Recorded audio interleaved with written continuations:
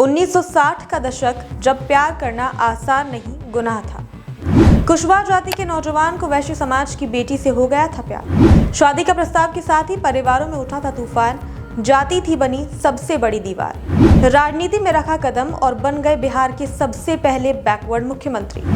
नमस्कार, मैं खुशी और जनकबार न्यूज देख रहे हैं आप।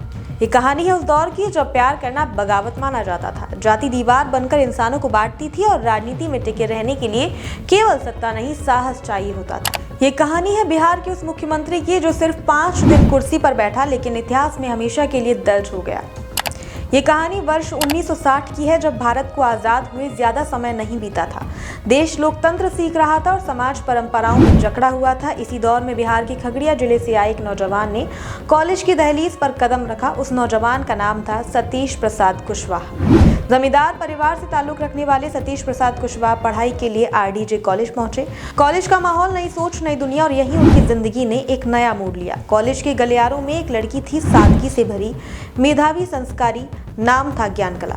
सतीश और ज्ञानकला की मुलाकात किसी फिल्म सीन जैसी नहीं थी, लेकिन जो जुड़ाव बना वह फिल्मों से कहीं ज्यादा गहरा था।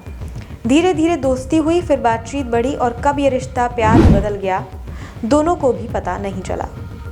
ये कोई क्षणिक आकर्षण नहीं था, ये था आत्मीय प्रेम, एक दूसरे को हमेशा के लिए अपना बनाने की चाहत। जब प्यार परवान चढ़ चुका था तो सतीश प्रसाद कुशवाहा ने एक साहसी फैसला लिया। उन्होंने सीधे ज्ञानकला के सामने शादी का प्रस्ताव रख दिया।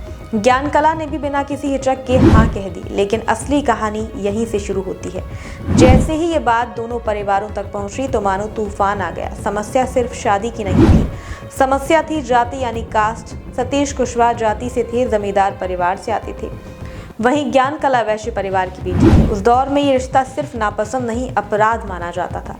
दोनों परिवार आमने सामने खड़े हो गए। रिश्तेदार, समाज, बिरादरी सब विरोध में थे।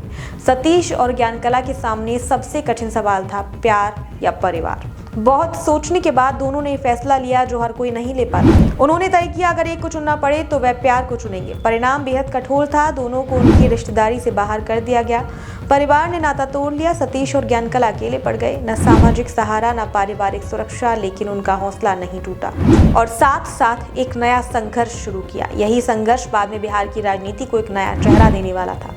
सतीश प्रसाद सिंह सिर्फ प्रेमी या पति नहीं थे, वे समाज को बदलने का सपना देखने वाले नेता थे। राजनीति में उतरना आसान नहीं था, पैसा नहीं था, सहयोग नहीं था, तो उन्होंने सबसे कीमती चीज अपनी जमीन बेची। 1962 में उन्होंने परबत्ता विधानसभा सीट से चुनाव लड़ा, पूरी मेहनत की, लेकिन हार गए। ये झटका बड़ा था, लेकिन वह रुके नहीं। 1964 में दूसरी हार हारे। लक्ष्मी देवी के निधन के बाद उपचुनाव हुआ, फिर से जमीन बेची और फिर से चुनाव लड़ा और फिर हार गए।